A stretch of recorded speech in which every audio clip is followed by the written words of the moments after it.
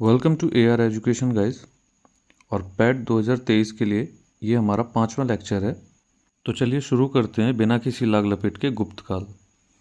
अब जैसा कि मैंने आपको बता दिया था कि मौर्य साम्राज्य के पतन के बाद शुंग वंश का शासन होता है और फिर कालांतर में कई अन्य वंशों का शासन रहता है कि जैसे में कण्व हैं, सातवाहन हैं, कई विदेशी वंशों का भी शासन रहा जिसमें कि इंडो ग्रीक, शक और कुषाण हैं। इन्हीं कुषाणों के उत्तर प्रदेश के सामंत हुआ करते थे गुप्त। अब जैसे कि अब तक तो कहानी चल रही थी ईसा के पूर्व की, जैसे कि मैं लास्ट पढ़ा रहा था कि 185 ईसा पूर्व शुंग वंश का शासन आया। अब जो गुप्त आए वो ईसा के बाद 4वीं शताब्दी में गुप्त साम्राज्य की स्थापना होती है, जिसे श्रीगुप्त करता है। श्रीगुप्त के बाद एक अन्य शासक घटोत्कच का जिक्र मिलता है, जिसके बारे में स्कंदगुप्त के सुपिया के अभिलेख से पता चलता है और यहीं से गुप्तों के इतिहास का श्री गणेश माना जाता है, मतलब शुरुआत मानी जाती है। अब गुप्त वंश का जो सबसे पहला प्रमुख शासक है वह है चंद्रगुप्त प्रथम, जो 319 ईस्वी में राजा बनता है और इसके राजा बनने के साल से ही गुप्त संवत प्रारंभ होता है। अब इससे पहले 78वीं ईस्वी में एक संवत शकों द्वारा चलाया गया था और यही भारत का ऑफिशियल कैलेंडर भी है। चंद्रगुप्त प्रथम को गुप्तों का वास्तविक संस्थापक भी कहा जाता है। इसने महाराजा धीराज की उपाधि धारण की तथा राजकुमारी कुमार देवी से विवाह किया, जो लिच्छवी की राजकुमारी थी, और राजा रानी प्रकार के सिक्के चलवाए। चंद्रगुप्त के बाद इसका बेटा समुद्रगुप्त, जो कि 350 ईस्वी में राजा बना। इसके बारे में कहा जाता है कि इसने आर्यावर्त तथा दक्षिणावर्त के 12 शासकों को पराजित किया था, इसलिए इसे भारत का नेपोलियन भी कहते हैं। हर्षेण द्वारा रचित प्रयाग प्रशस्ति से समुद्रगुप्त के विजय अभियानों की जानकारी मिलती है। इसी प्रयाग प्रशस्ति में सर्वप्रथम भारतवर्ष का उल्लेख देखने को मिलता है। इस स्तंभ का निर्माण अशोक ने करवाया था और इस पर अशोक के अलावा समुद्रगुप्त, अकबर, बीरबल और जहांगीर का नाम अंकित है। समुद्रगुप्त ने 6 प्रकार की मुद्राएं चलाईं, जिसमें गरुण प्रकार की, धनुर्धारी प्रकार की, जिसमें इसकी उपाधि अप्रतिरथ अंकित है, परश प्रकार की, जिसमें इसकी उपाधि कृतांत है, अश्वमेध प्रकार की और व्याघ्र हनन प्रकार की, और एक वीणा वादन प्रकार की, जिसमें से वीणा बजाते हुए दिखाया गया है। व्याघ्र हनन प्रकार मतलब शिकार की।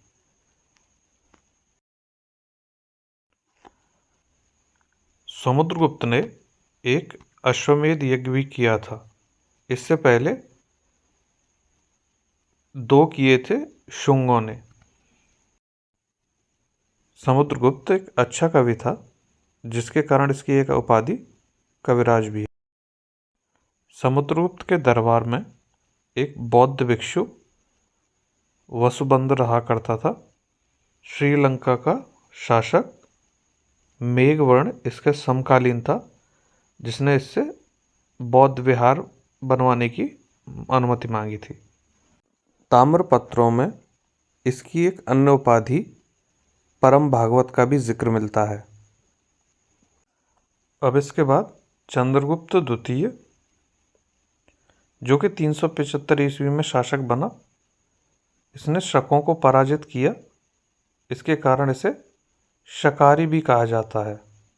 चंद्रगुप्त द्वितीय की अन्य उपाधि विक्रमादित्य भी है, जिसका अर्थ है पराक्रम का सूर्य। चंद्रगुप्त द्वितीय ने राजकुमारी कुबेर नागा से विवाह किया, जो नागवंश से संबंधित थी। और समुद्रगुप्त की पत्नी का नाम दत्त देवी था, अगर कभी पूछ लेता है तो। इसकी पुत्री प्रभावती, जिसका इसने विवाह वाकाटक वंश के राजा रुद्रसेन द्वितीय से किया। अच्छा, शकों पर जीत की खुशी में इसने व्याघ्र प्रकार के सिक्के चलाए थे मालवा में। इसी के दरबार में नवरत्न रहा करते थे, जिनमें कालिदास, धन्वंतरि, वारामिहिर आदि प्रमुख हैं। इसी के शासनकाल में फाहियान चीनी यात्री 399 में भारत आया था। चीनी ग्रंथों में भारत को यिंतु कहा गया है।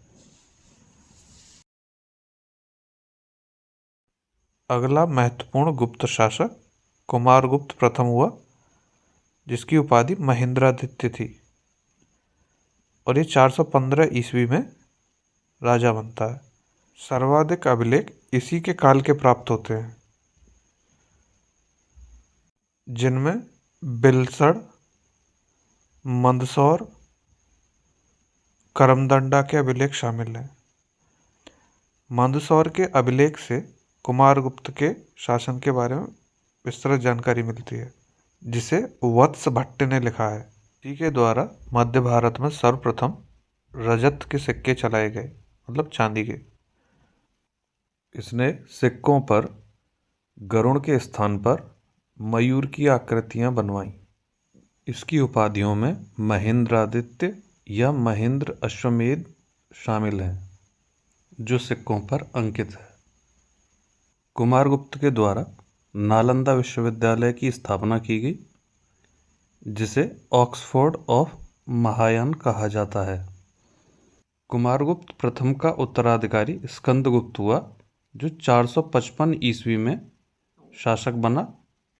स्कंदगुप्त के समय ही पहला हूण आक्रमण हुआ, ऐसा भीतरी स्तंभलेख से पता चलता है। इसने हूणों को हराया, ऐसा जूनागढ़ के अभिलेख से पता चलता है। हूणों का राज्य फारस से खेतान तक फैला हुआ था। इसकी राजधानी बामियान अफगानिस्तान में थी। इसका एक शासक मेहरकुल, जिसे मूर्तिभंजक भी कहा जाता है। एक अन्य शासक तोरणमल भी था। जूनागढ़ के अभिलेख से पता चलता है कि इसने सुदर्शन झील का पुनरुद्धार करवाया, मतलब कि रेस्टोरेशन। साथ ही झील के पास एक विष्णु मंदिर का निर्माण करवाया। ये काम इसने सौराष्ट्र के गवर्नर के बेटे को, जिसका नाम था चक्रपालित, इसको सौंपा था। स्कंदगुप्त द्वारा वृषभ शैली के सिक्के चलाए गए, और इसने 466 ईस्वी में चीनी शासक के पास दूत भेजा। इसके बाद कई और अन्य गुप्त शासक हुए, पर महत्वपूर्ण यही हैं। एक अन्य शासक नरसिंह गुप्त का जिक्र मिलता है, जिसे बालादित्य के नाम से जाना जाता है। इसने मेहरकुल को पराजित किया था, वही हूण शासक। ऐरण का अभिलेख भानुगुप्त से संबंधित है, जिससे सती प्रथा का पहला अभिलेखीय साक्ष्य मिलता है। गुप्त वंश का शासन 550 ईस्वी तक रहा, पर बाद में इतना महत्वपूर्ण नहीं रह गया। अब जानते हैं गुप्तकालीन शासन के बारे में। इस काल में सबसे शीर्ष पर वही राजा हुआ करता था, जो महाराजा धीराज और परम भट्टारक जैसी भारी भरकम उपाधियां धारण करते थे। उच्च अधिकारियों को कुमारा मात्य कहा जाता था, जो प्रांतों में नियुक्त होते थे, और ये वर्तमान IAS की तरह होते थे। महाबलाधिकृत सेनापति हुआ करता था। महादंडनायक, ये न्यायाधीश हुआ करता था। महाक्षपटलिक, ये लेखा विभाग का अधिकारी हुआ करता था। और दंडपाशिक, पुलिस अधिकारी हुआ करता था। संधि विग्रहक युद्ध एवं शांति का मंत्री हुआ करता था। साम्राज्य राष्ट्रों या भुक्तियों में विभक्त हुआ करता था, जो आगे जनपद में विभक्त होते थे, और इन्हीं जनपद में जो मुख्य अधिकारी होता था उसे कुमारामात्य कहते थे। सबसे छोटी इकाई ग्राम हुआ करती थी, जिसे ग्राम सभा संचालित करती थी। ग्राम सभा को पंचमंडली या ग्राम जनपद भी कहा जाता था। न्यायालय 4 वर्गों में विभाजित था: राजा का न्यायालय, पूग, श्रेणी और कुल। इसी समय फौजदारी और दीवानी मामलों को अलग अलग परिभाषित किया गया। सैन्य व्यवस्था में पदाति, रथारोही, अश्वरोही और गज सेना हुआ करती थी। गुप्तचर को दूत कहा जाता था और पुलिस कर्मचारी को भट्ट। अस्पृश्य वर्ग के लोगों के लिए अंत्यज शब्द का इस्तेमाल होता था। शूद्र इस समय कृषक या खेतिहर हुआ करते थे, जिनकी हालत में सुधार हुआ था। इसी काल में कायस्थों का उदय हुआ, जिसका जिक्र सर्वप्रथम याज्ञवल्क्य की स्मृति में मिलता है। अर्थव्यवस्था कृषि प्रधान थी। इस समय क्षेत्र खेती के लिए उपयुक्त भूमि के लिए इस्तेमाल किया जाने वाला शब्द था। वास्तु वास करने योग्य भूमि, खिल जो जोती न जाती हो ऐसी भूमि, अप्रहत बिना जुती हुई जंगली भूमि, तथा गोचर पशुओं के चरने की भूमि हुआ करती थी। श्रेष्ठ कुलिक निगम, ये श्रेष्ठियों, श्रेणियों और शिल्पियों का केंद्रीय निगम हुआ करता था। श्रेणी एक ही जाति के व्यापारियों का समूह हुआ करता था, और पूग विभिन्न जाति के व्यापारियों का समूह। साथ ही निगम व्यापारियों की समिति हुआ करती थी। भृगुकच्छ यानी भड़ौच उस समय पश्चिमी घाट का एक प्रमुख बंदरगाह था। गुप्त काल में मुद्राएं, सर्वाधिक स्वर्ण की मुद्राएं इसी काल में चली, जिन्हें दीनार कहा जाता था, जो 144 ग्रेन का होता था।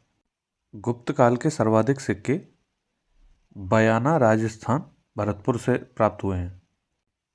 जो गुप्त राजा थे वो सभी वैष्णव थे, और इसी काल में देवगढ़ का दशावतार मंदिर बना, जिसमें शिखर का प्रथम उदाहरण देखने को मिलता है। ये मंदिर पंचैतन शैली में बना हुआ है।